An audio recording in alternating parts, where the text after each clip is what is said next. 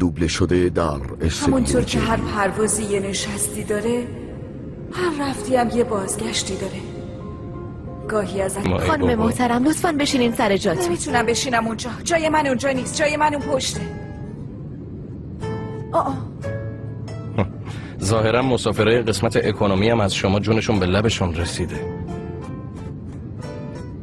اگه عشق واقعی یا پیدا می‌کردم دلیلی برای مخالفت با خانوادم میشد.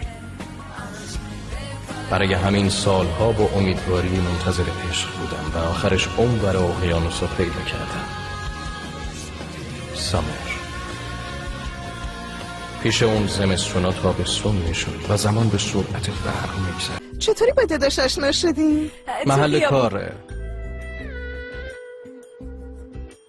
تو خیابون محل کار. محل کار. آره.